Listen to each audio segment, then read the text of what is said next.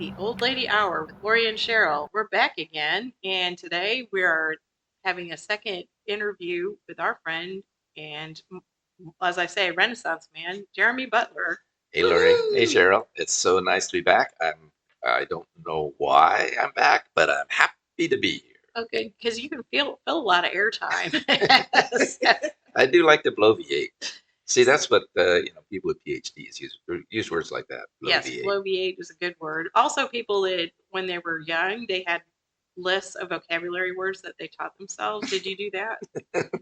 No, but I loved me a thesaurus. Okay, yes, I do love thesaurus, but yes, when I was young, I would just keep lists of words to learn. So, and then I would try to use them all day long. It would drive people around me completely insane.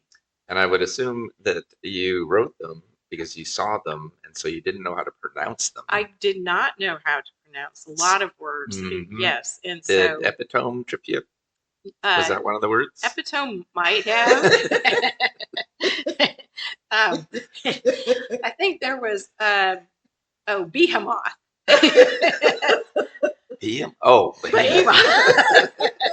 Behemoth. That's a great word, though. And then when I got to it's really the epitome of great words.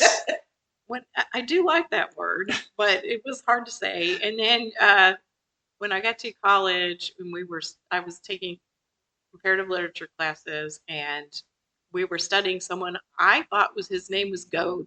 Sure, because you didn't know German. I did not know German, and no one had ever said, "Hey, read this thing by Goethe." Yeah. Well, there's a lot of. Well, actually, I think in Chicago they have a Goethe Street. I think they pronounce it that way there. They say Goethe, but then they say Des Plaines, and yeah, that's true. They're up there too. That's true. And I got told that when we lived in Lexington, now in Tuscaloosa, which that's all horse-related names from Kentucky. There's a Bluegrass Parkway, and there's a street that I would call Versailles. Sure. But I was told by someone from Kentucky, in no uncertain terms, that that's Versailles. And it's true. It is Versailles. And that same, well, and you probably confused people in South Alabama by talking about Dauphin Island. That's right. Yeah. Right. That's correct. So, in Phoenix, there's a similarly stupidly named subdivision that wanted to honor Joan of Arc, and they wanted to sound fancy, so they went French. So always a hard thing to do in English. Well, see, they could have done Jeanne d'Arc, but instead, what they did was Joan d'Arc. There you go. Oh, and while we're talking about words, just this morning I was exclaiming to somebody, one of my favorite words when I was a tween was serendipity, because there was a hobby shop with a slot car track in the back named Serendipity. And I think most 12-year-olds probably don't know that word. You can poll your many listeners. We can ask. See how many of them know the word serendipity and serendipitous. Okay, we will. So we can just do a language podcast. We could. We'll probably. We wanted to get on some.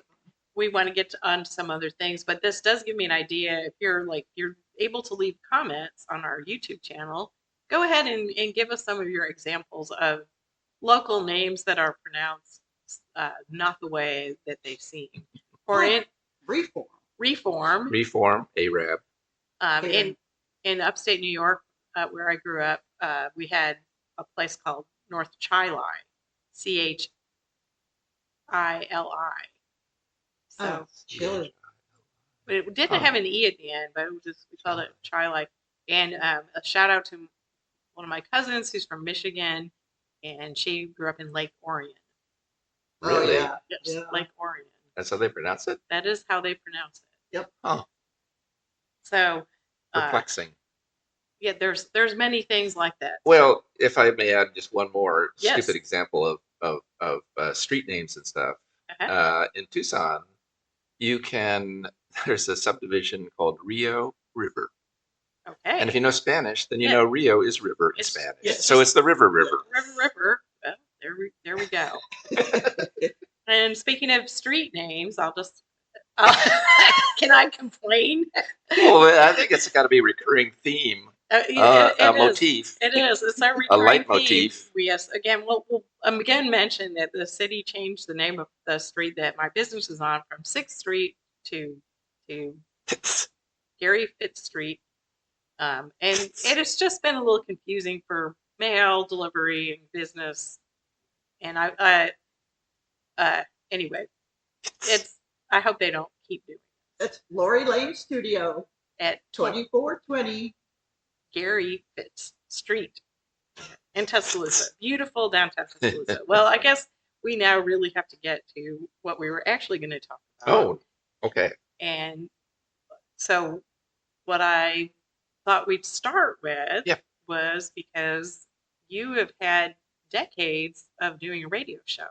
That is true. First for WVUA, which is the University of Alabama station, Progressions, and then from, I don't know the starting date for your It was 1993. for Progressions. No, No, for the new show. The new show that's only 32 All things years old. All things acoustic. Yeah, 1993. Yeah. And so so I just wanted you to tell us about that because it's really interesting how you got into radio and how you decided to make the choice to make things acoustic and how you find so many different songs to play every week that So are many not questions. that are not the same. I know, and maybe a little bit of how I believe that's partly how you met your wife. Oh, that's true too. So that's a good story too. So Well, should we begin with the boring part, which is the chronology yes, of how this happened? So, the chronology of my radio endeavors begins in 1972, which is, golly, is that 53 years ago? yeah. Oh my God. We So, are the old lady hour, so there we go. yeah, That's okay. yeah, honorary old lady over here. So, in 1972, I went to Brown University, uh, not really knowing exactly what I wanted to do with my life.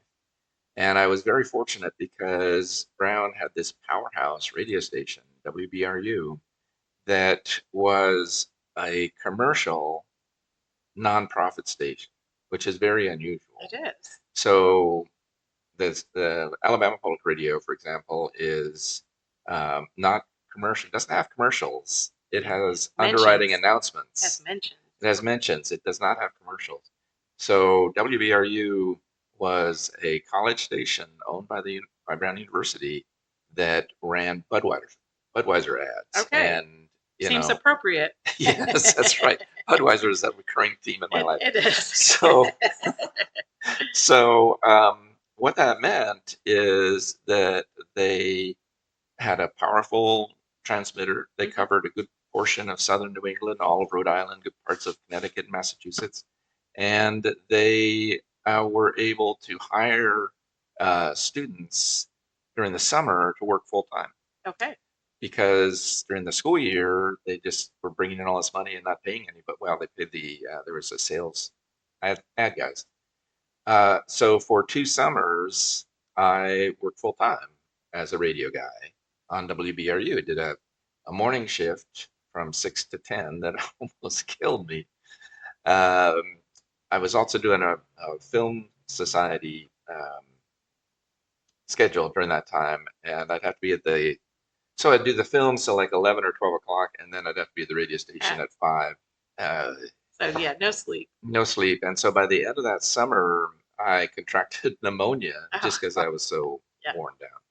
But anyway, so I started in 72 with the college radio station that was a semi-professional station.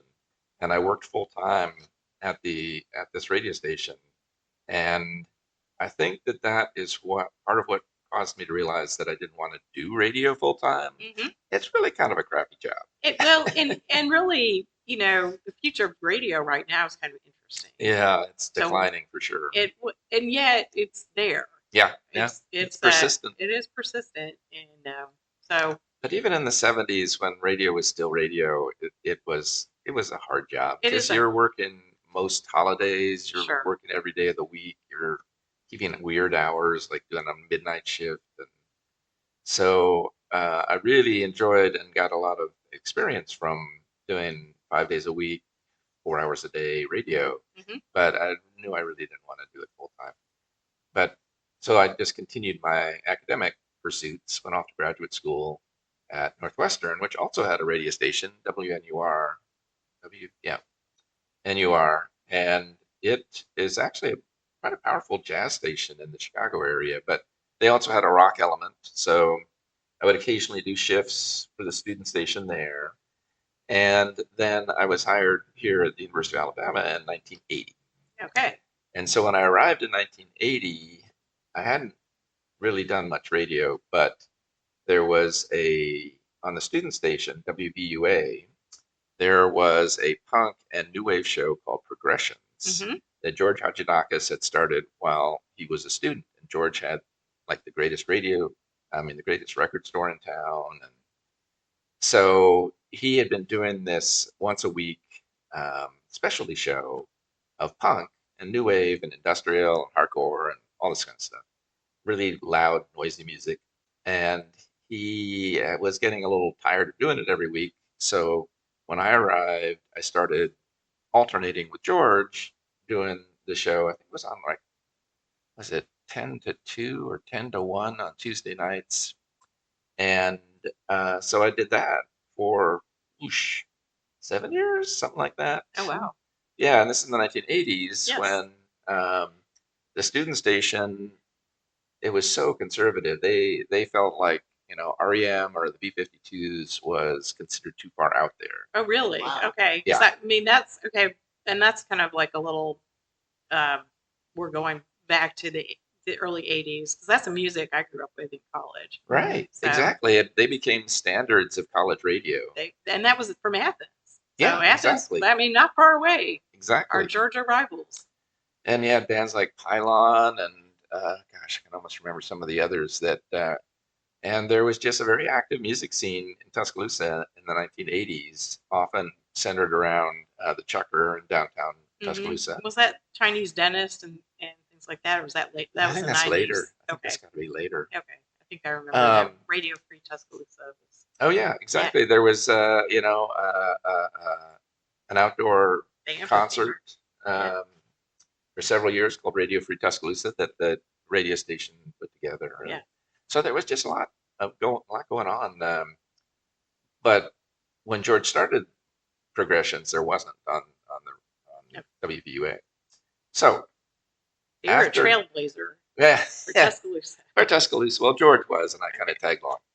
But after a while, the radio station VUA basically caught up. They started playing, as every college radio station in the universe started playing those sorts of bands in the 80s, and so the need for it was declining, and George and I were kind of fed up with it. So we stopped doing that in about 87 or 88 or something like that. And so for several years, I was just kind of worn out with radio, worn out with loud rock music, and didn't do any radio. And then in the early 90s, there was a wave of singer-songwriters that arose. People like Greg Brown and the Indigo Girls, and who else would be a good example? I mean, well, Joni Mitchell is already kind of fading a little bit, but Sean Colvin. So I got interested in acoustic folk music, singer-songwriter music again. And so I went to the program director of the professional National Public Radio affiliate, which was then just WUAL. Yes. And said, well, I really wanted to do a Saturday afternoon show to go along with Tom Halliday's show, Jugs, Jukes, and Jazz. That's right. Which was a brilliant show. And so I didn't get that slot, but I think Roger Duvall, the general manager, said, well, we could do Friday nights. You could be on after Thistle and Shamrock, which is a Celtic show. And you could kind of start off the weekend because there were several locally produced music shows on WUAL at that time. Right. So that's how I started doing it in 1993. Okay. And just I've been doing it every week ever since. That is that's a the longevity of that is pretty amazing. I do remember that the Tom Halliday show, and so that was the first time I think for me I listened to a lot of that type of music, which was the 20s and 30s type, and so I just always associated it with Tuscaloosa, which is really funny. So now if I hear something like that, I think, oh, that was Tuscaloosa music, even though there's some truth to that. But anyway, Did you know that Tom is the original couch potato? I did not know this. Well, so when Tom Halliday was growing up in Southern California, he was friends with Art Crumb and these other underground comic Okay. makers at the time. And I don't think it was Art Crumb, but one of those guys did a comic about this character who he referred to as the couch potato because he just liked to sit around on the couch and watch TV all day. And this is where the phrase came from. Exactly. Oh, So I had no idea. this comic is where the phrase comes from, and the character in the comic is based on Tom Halliday and is referred to as the Old Halladonian. That is hilarious. So, this is a very educational program. We try. We have information that you will get nowhere else. And so Tom Halliday, original couch potato. Now, in fact, that if you look up, I think even on the Wikipedia article, I think it mentions the origin of the phrase couch potato. I think it tracks it back to Tom. I'll have to check that later. We'll have the research department look into that. We'll have our Cracker Jack team of researchers. We'll get them right to work. Right on it. Yes. Cracker Jack. Cracker Jack. So one of the things I decided to do early on in the history of All Things Acoustic. Oh, side note. I really wanted to have an All Things Acoustic podcast, but I couldn't. I can't still because podcasts, as you know, being professional podcasters, are downloaded to people's devices. That's right. And there's too much copyright. Yes. So it becomes a huge copyright issue. So you can't just take a radio show where you're playing copyrighted artists and turn it into a podcast and have it be legal.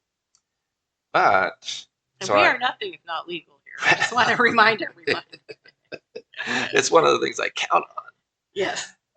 So one of the things I discovered about 3 years ago now is a service that would not turn All Things Acoustic into a podcast, but would make it available for streaming, which is not downloadable. I mean, there's ways around that, but it's not downloadable. So this service called Mixcloud,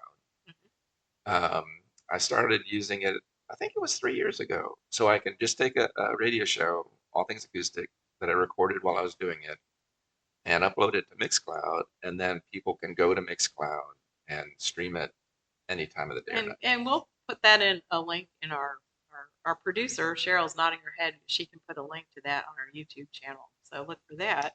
Yeah. And then you can have decades of great music. Well, so far there's 140 roughly 2-hour programs available on Mixcloud. So that is a lot of acoustic music to listen to. That's going to be so cool. That is so cool. It is. It's there. It's there now. It's there now. Yeah. And people only come on podcasts to plug things, Lorrie. So that's why I'm here. That's why you're here.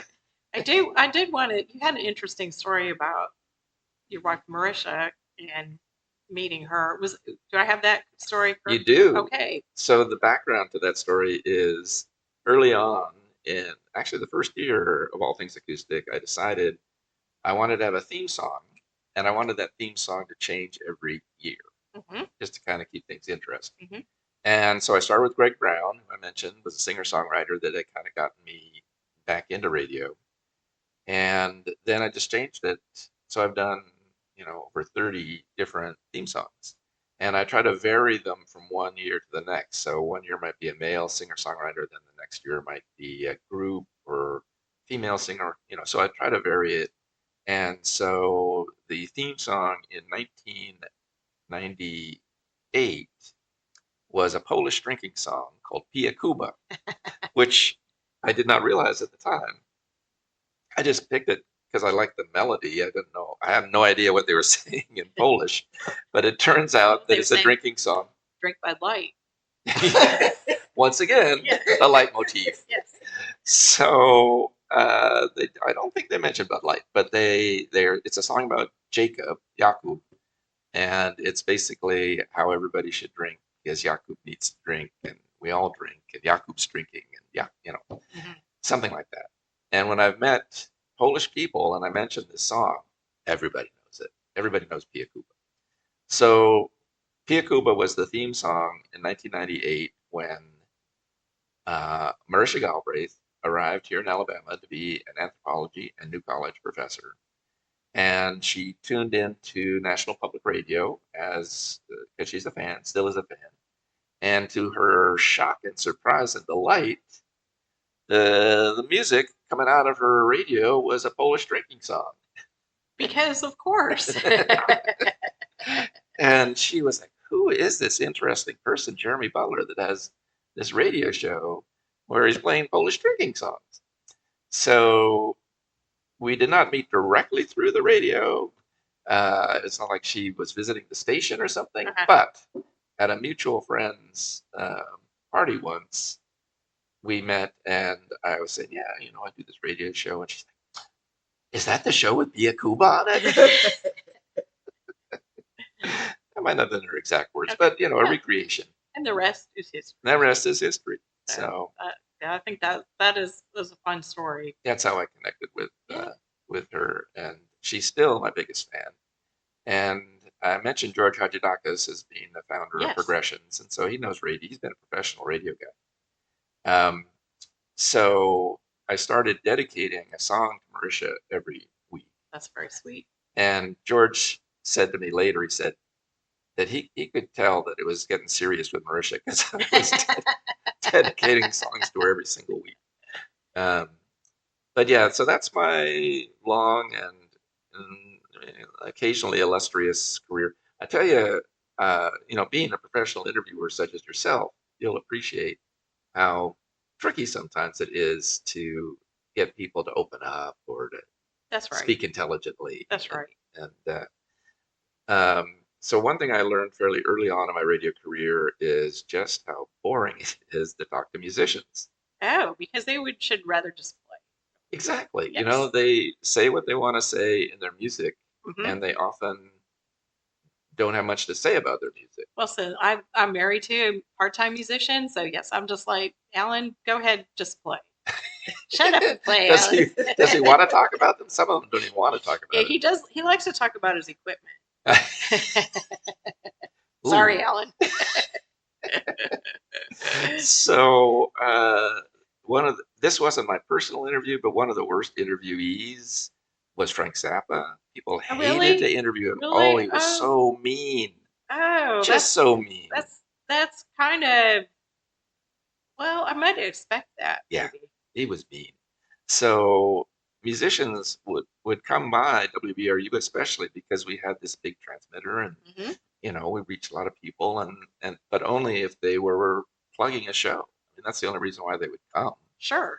So their publicist or their label is forcing them to come, and they don't want to be there. And they just rather they're not talkers. They're play. They want to do their music. So, I have a son. Shout out to Charles, who is trying to make it as a musician. But I think he's probably going to be on our show. I'm sure he's a good talker. He's a good talker. Yeah. So, like I said, this wasn't me trying to interview Frank Zappa, but my friend Peter was trying to, and he was asking them intelligent questions, and Zappa's like, no, yes, no, refused to elaborate. And he came up with another musician that performed with him named Captain Beefheart, Don Van Vliet. Yes. Who was, Captain Beefheart? I do. Interesting. Not many people do. I mean, it's a little bit underground. So Captain Beefheart was there with Frank Zappa, and Captain Beefheart, volunteered to play harmonica for spice up this interview, and Zappa told him, "No, put it away." Oh, that's terrible. It was mean. That was really mean. Exactly. I'm kind of disappointed now. I'm a big Frank Zappa fan. Well, his music is amazing, but he's a jerk. Jerk. Well, and maybe some of the and that's another theme we'll have to explore later, is the people behind the art. So a lot of people are extremely talented in art, music, film. They may not be the most, nice people to be around. Yeah. Which is too bad. I'm very nice, so maybe Well, no, maybe not. no, you're very nice. No, but maybe, We love maybe Lorrie. I should be maybe I'd be a better artist if I were a meaner No, person. you would not. Okay. It would hurt. It would hurt your art. Okay. Your art would suffer. Yes. So, well, that's So, yeah. if you'll, so do you mind if I tell a couple more stories about please interviews? do. Yeah, I love So, the interview stories. Harry Nilsson, Oh, okay. you know him too. Nielsen, Yeah, is it Nielsen Schmielsen? that's Yes, the guy. is that right? And he did the music for a film called The Point. Okay. And so for some reason, this was debuting in Providence. I don't remember why, but so he was in town for the debut of this animated movie based on. So he comes to the radio station and we start talking. And for the life of me, I don't know why, he suddenly got on the subject of rabbit shit. And he would not stop talking about it. It has that little balls, it rolls around, blah, blah, blah. He's going on and on. And I'm thinking, the FCC doesn't like people using the word shit on the air. And it's going all over southern New England. I couldn't get him off it. Well, it's all right. It is an old English word. So very good. That's a very good descriptive word. But I think they're more like pellets. If he had said pellets, it would have been okay. Yeah, that would have been okay. Yeah, no, I couldn't get it. And then after that, the management of the radio station demanded that we have a tape delay. Oh, okay. I assume there's a tape delay today, There so is you'll be editing out that. We have Sheryl does a good job editing, so we can you can bleep that out. Yeah, but it was a terrible. To do tape delays in the 70s was really a pain in the butt. Yeah, yeah. I should do that George Carlin routine about 7 words you can't say. You can say them on podcasting though. But the last story I'll tell then about interviewing. Oh no, I have 2 more. The second to the last story is Jonathan Richman, who's a brilliant singer-songwriter, but he's kind of a doofus. And so I was with my friend, a friend of mine also does radio at Los Angeles, and he knew I was a big Jonathan Richman fan, and so he invited me. I happened to be in LA, and he invited me over to just sit in on this interview he was doing because Jonathan was playing that night at the Palomino or somewhere like that. And he's late, and we're waiting around. Where is he? Where is he? He's late. Finally, he called. This is pre-cell phone times, 80 something would it have been? And so he calls us from a payphone to say that he's near the station, but he's locked the keys in his rental car. Oh no! He can't get his keys out of his rental car, so he's all flustered and everything like that. So so my friend is also named John. So he and I go over. We call AAA. We get his keys out. We go to John's apartment and give him a Pepsi. And anyway, so it's supposedly. So we come to do the interview once this is all settled, and Jonathan Richman had agreed to play. He brought his acoustic guitar, which is really to me at this point, that's about the only reason I'll have musicians on is if they're also playing. So when my friend told him that it was being recorded to be played a little later in the day and not being broadcast live, he refused to play. Why? He said he could tell the difference if it was a live recording or if it was just being taped. He doesn't realize most people are listening on a teeny little radio in the car. So he refused, and the interview was terrible because my friend was asking him, big fan, asking him reasonable questions. What sort of guitars did he like? And all these kind of things, not stupid questions. Right. And Jonathan is just giving him one-word answers and not being cooperative. And so, but he did give us free tickets to the show that night.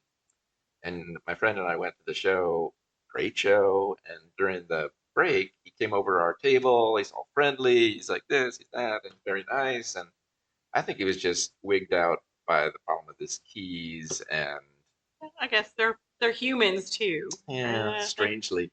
Yes, celebrities that are also flustered by getting locked out of their car. I guess you don't think about people that in that situation, like they have like any problems like we normal people Well, he hated to drive. He hates to drive. He has a song about how he prefers to take the bus, do. Okay.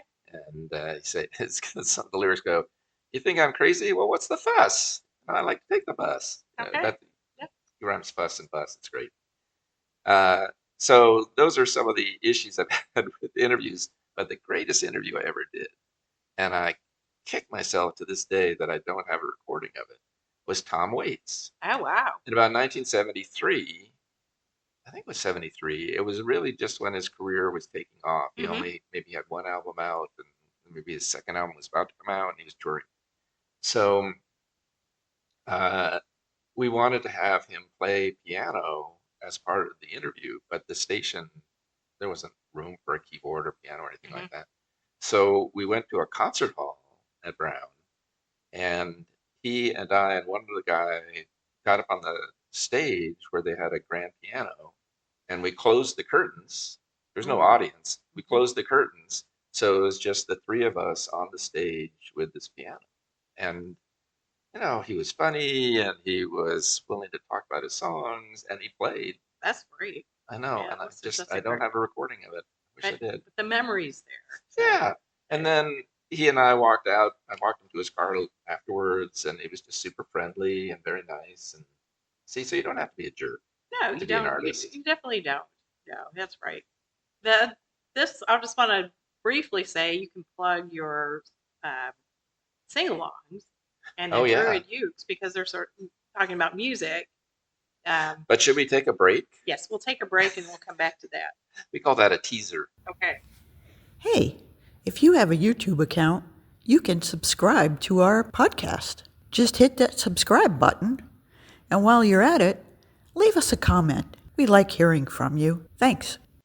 Well, welcome back, and we're talking about music and all its forms with Jeremy Butler. We're going to jump right from the radio show to live music, and maybe I thought this fit in a little bit with your church idea, taking pictures of churches, Yeah. because the sing-alongs are a little bit like congregational singing, and I Sure. think uh, one of the things that feels really good for people is to sing together. Oh, So, absolutely. but tell us a little bit about your sing along. There's social justice sing alongs. I have the name right Yep. at the Druid City Brewing Company. Yep. And so go ahead and tell us all the details.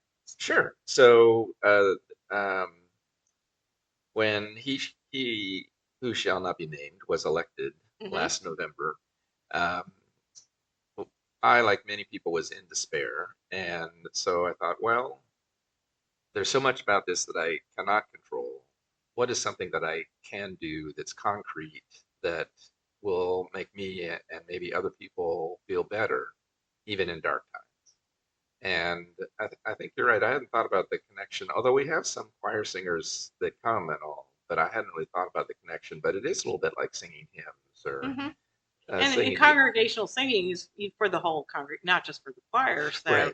So as people point out, there's a verse in the Bible, "Make a joyful noise unto the Lord," and if it's noise, I mean, that's not your problem. That's your neighbor's problem. That's right. So, That's right. So the week of the election, I just immediately moved into action and contacted Jill Chambliss, who's a professional musician and a math professor. mhm. Kind of an unusual combination. Yeah, they're often related. Well, it's all logic in a sense, Timing, and timing Language. counting. and language and counting too. There's a lot of counting There's a in lot of music. counting. So I rang up Jill and I said, if I were to organize a sing along where we do socially conscious songs, if I had a hammer and where have all the flowers gone, and would you be willing to be the song leader?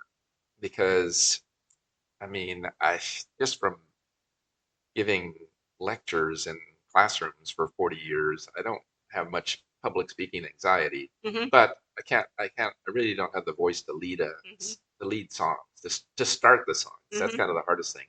So when Jill agreed, then I reached out to Bo Hicks at the Druid City Brewing Company and said, can we use your space? Mhm. And Bo is always so helpful, like just so much for the community in so many different ways. And he was like, yeah, sure, feel free to use it, and he doesn't charge us for it or anything. And so that first sing along was just maybe 5 or 6 days after the Mhm. election, and I found it, personally speaking, I found it uplifting, and we filled the room there at DCBC, Mhm. and musicians brought their guitars and acoustic instruments. So we had I think about 10 or 12 people playing instruments. Wow.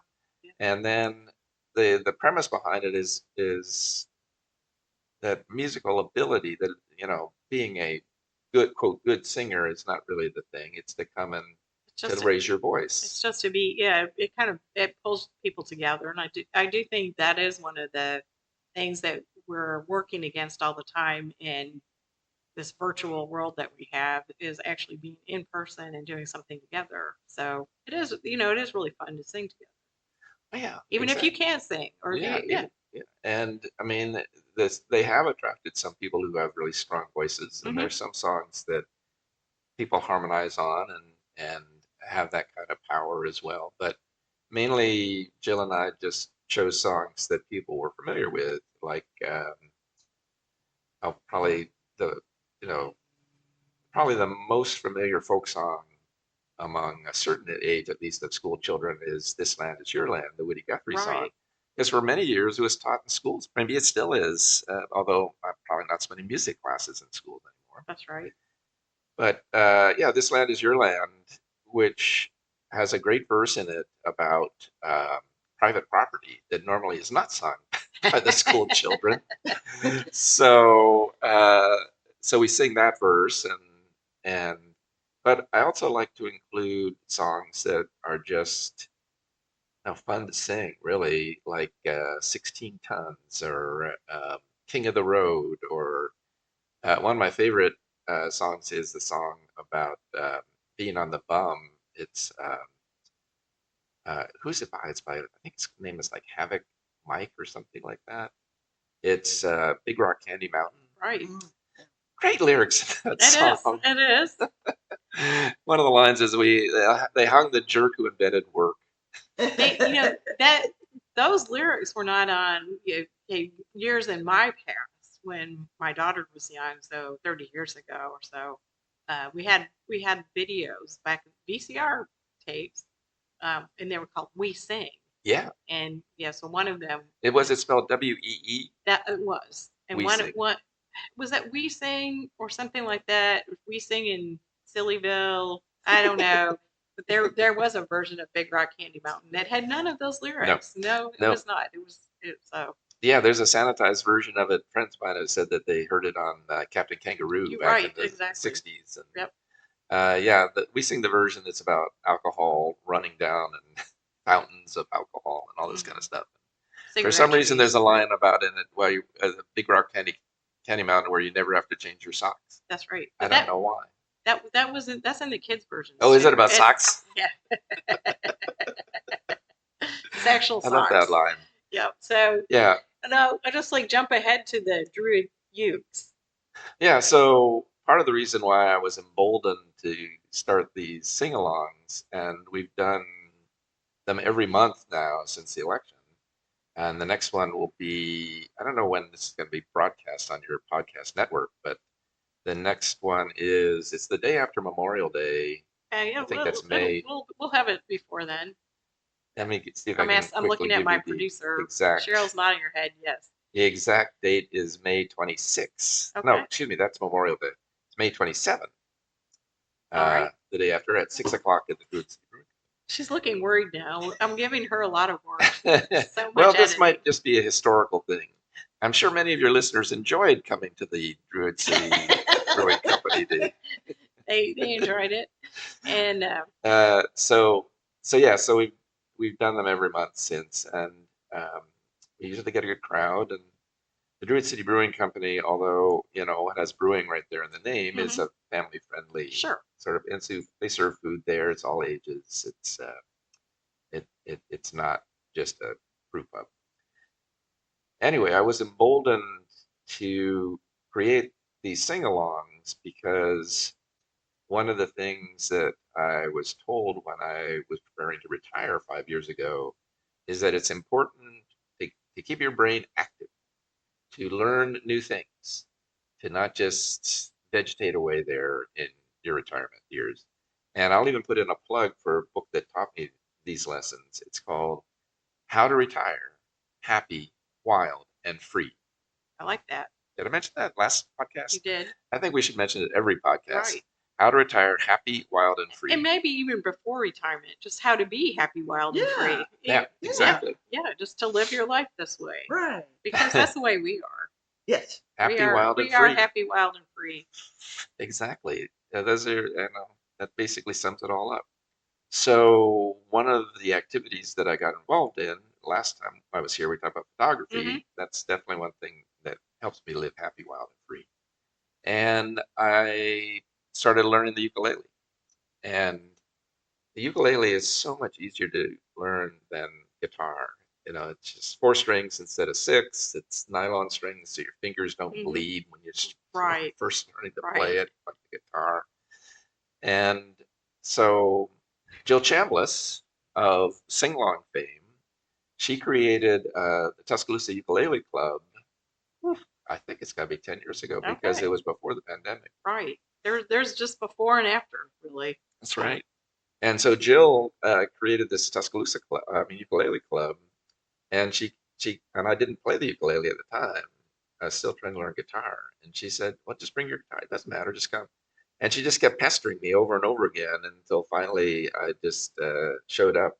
She's had the club meet at her house, and it was so much fun. Even though I couldn't play guitar worth beans, but to be with a group of people to sing the way Mhm. we're talking about, and it's true that singing can be a unifying and an uplifting experience, but I also say that um, instrument playing Yes, same thing. is so much better with other people, even if you're not any good. And in fact, you probably learn more playing with people that are better than you than That's right. than Yeah. not. And playing instruments together in a band or in just a small group. Um, and even as kids, I think having musical education where you get to be in a band even for a few years, it's a really great experience. And so, And it's so much more fun than practicing on your own that's right. and just like running chords or That's right. something like that. So with the ukulele, if you can learn, let's say 3 chords, maybe 4 chords, there's about 1,000 songs that you can play with those 4 chords. It's pretty. Oh, okay. Cheryl's saying not her, but I think Cheryl needs to come to the Druid Ukes yeah, meetings. that could be. We can teach her different. That's right. Do you still have a ukulele? Okay, Sold her ukulele. But they're easy to come by, or you can make a little cigar box guitar sort of Yeah. thing. So the so the premise behind Jill's group was more. It's just a club to meet and play together. Sure. It's not really oriented towards performing. Right. Not so much a band. And I think that's a nice thing too, is that we think about a lot of music and art as like monetized, or that we have to be a performer instead of just really enjoying it. So. Yeah, and so the Tuscaloosa Ukulele Club eventually renamed itself the Druid Ukes because this is the Druid city named for Druid oaks, as I'm sure you and your listeners know. That's right. That is. I did come here wondering where the Druids were. Did you find any? I did not. I looked at the hospital. Yes, Druid City. Our hospital's name, for those who are not here, Druid City Hospital, and I think they've officially named themselves DCH to take the Druids out of it, which I feel is a little unfair. But anyway, there are a lot of things named for Druids in Tuscaloosa, and like Druid City Brewing Company. That's correct. And so that if you're not from here, you might wonder, where are all the Druids and why is everything named after them? And are you going to explain it? because of the oak trees. But I feel like there probably are druids here. We just don't know about them. Oh, definitely. That's, So well, it wasn't much of a step to go from Druid Oaks to Druid Ukes. yes, that's right. And then a strange thing happened, Lorrie. Jill, whom I've spoken about frequently now on this podcast, decided that we should perform at the Kentucky Festival of the Arts. Okay. Now, we never performed in public before, and the members of the group were like, well, Trial by fire. are you sure about this, Jill? And she said, oh, yeah, it'll be great. Don't worry about it. And so we all agreed to do it, and we learned like about 30 minutes worth of songs that we could plausibly play. And we decided to pitch it as a sing-along instead of a performance. And the motto of the Druid Ukes has always been, the louder you sing, the better we sound. That is great. I love it. So we pitched it as a sing-along, and we handed out the lyric sheets there at the Kentucky Festival. But one interesting footnote, Jill Chambliss was not there. Uh-oh. She bailed on us and went to a Celtic festival. She performed at a Celtic festival in Jackson, Mississippi. Seems like a bait and switch there. Jill, if you're listening, we'll have to have you on and interview you. Jill would be great to talk to. We'll get your side of the story on She would be great to talk to. Right. She's got a lot of great stories. Yeah. So we led a sing-along as opposed to performing, and we've subsequently done that in different locations, like around Christmas time. We went to several assisted living places and performed Christmas carols. Well, led people in Christmas carols, and so that is why I think I felt emboldened. Oh, and the other thing is that I turned 70 in a year ago. I was trying to think precisely. It's like 13 months ago. And I really wasn't sure how I felt about turning 70 because it seems awfully darn old. It does seem old. I mean, I know you're an old lady and everything, but I got at least 10 years on you or something like that. No, not 10 years. Just a few years. Well, I think we can agree on the fact that we are old and that 70 sounds really old. Yeah, it sounds less old. I feel like it's not as old as 80, but I mean 70. I think my observation is that after people turn about 60, they start aging in dog years, and so faster.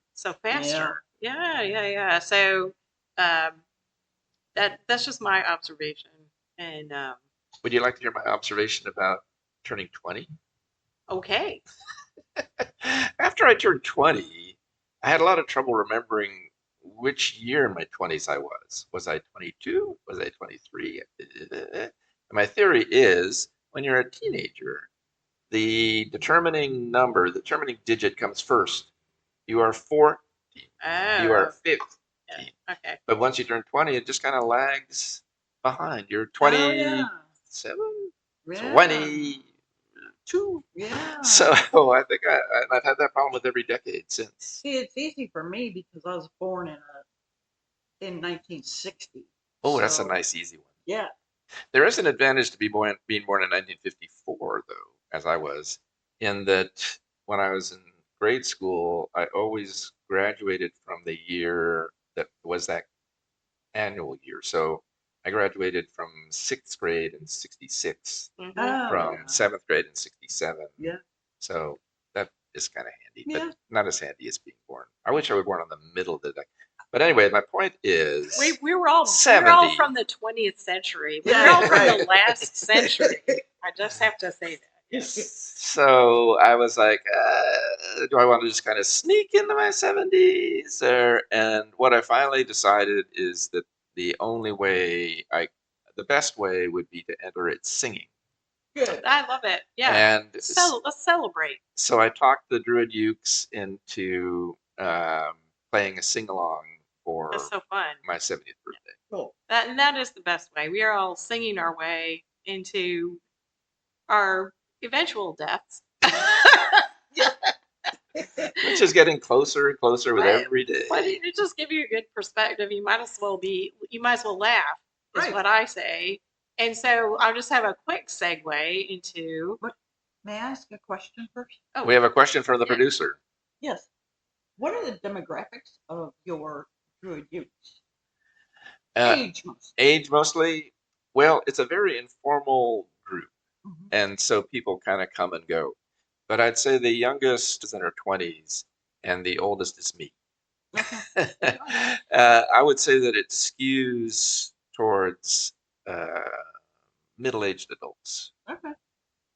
yeah, and I mean, it is an interesting thing too that in Tuscaloosa in particular, or any college town, and we definitely are, that there's always this influx of young people. They're coming and going, and that they do get younger every year. Um, so, uh, but I think it keeps the city kind of interesting, Hmm, and a transient, it it is. just feels very transient. But it is also interesting, when you arrived in Tuscaloosa from somewhere else, you were just a little older than the students. I know, I was 26 Yeah, when so I started. I was 25 when we arrived in Tuscaloosa, and I'm older than the parents who come in with their college age students. So it's just a funny thing to age through the student population kind of stays in some ways constant, even though Right? it's different people. Right. No, yeah, when you start teaching for more than just 3 or 4 years, you're like, wait a minute. Right. The students are staying the same age, and I am not. That's right. So, um, It does feel odd. yeah, I just wanted to at least go to a little bit of your teaching career because we haven't even really touched on that, Yeah. Do which you want to is keep going? We've been talking for almost an hour. okay. Just a little bit, just a coda to this, which is you've been a professor. You were a professor and now um, retired, retired emeritus. Yep. Yes, so retired emeritus, which is that's a very big honor. And you spent a career teaching film and TV sitcoms. So my question to you is, um, would How you did your son do in my class? no? I can't say. I'm not allowed to say how he did in my class. He really enjoyed it. He told me a lot about it. He did really enjoy it. Um, no, but have you ever felt like your life was a sitcom and you just didn't hear the laugh track? Yeah, that's a good question. Um, is it a sitcom or is it a tragedy? What is it they say about comedy being tragedies plus time, or is it the other way around? Uh, that's an interesting question for me to ponder for a second. No, I and I think we'll probably come back and do another segment of this interview, just because we're probably losing the patience of our listeners because short attention spans.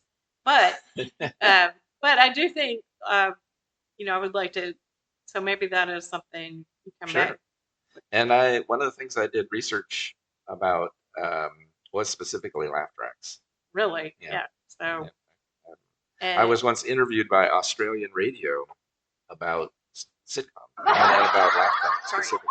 Well, so sometimes I've said this before that our my life sometimes does feel like I'm in the sitcom. I can't hear the laugh track, but I know that the people are out there laughing at me. Oh, you just hit it. We have a laugh track button on our device. So yes, all right. So, yeah, I think I really would like to dive into the whole films and TV part of your teaching career because that's fun for all of us. Oh, yeah.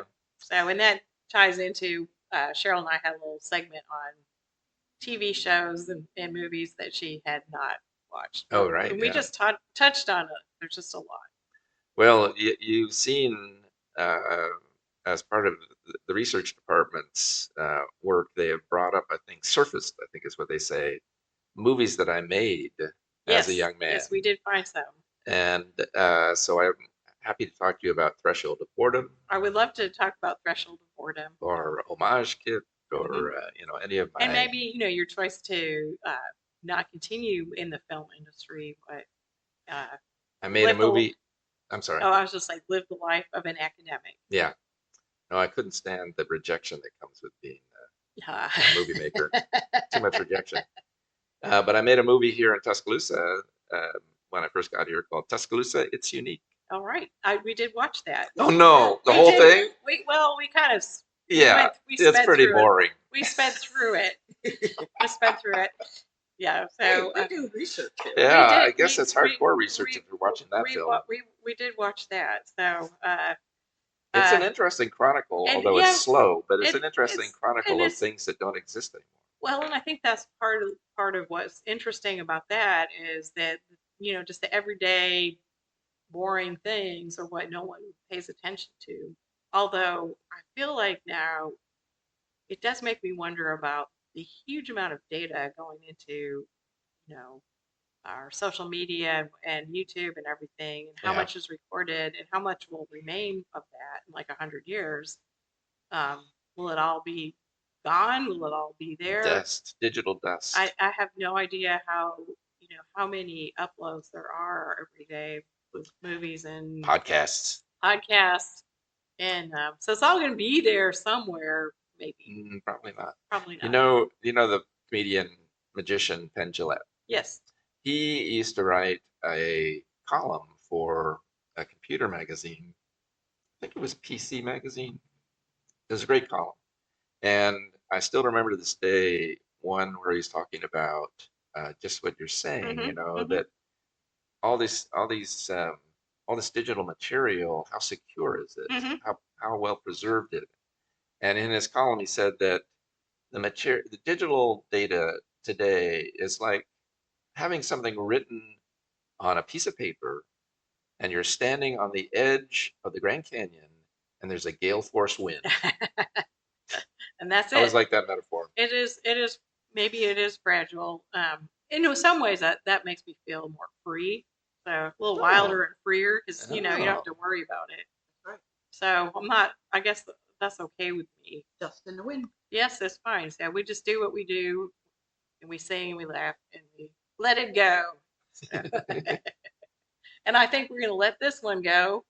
Well, And- pleasure as always. Thank All you for right. having me Thank down you. again. Thanks, Jeremy, and we'll see you next time. I gotta go watch my shows. I gotta go watch my shows. Oh, me too. We're watching our shows. I can tell you about the research I did on As the World Turns too. Okay. Woo! Next time.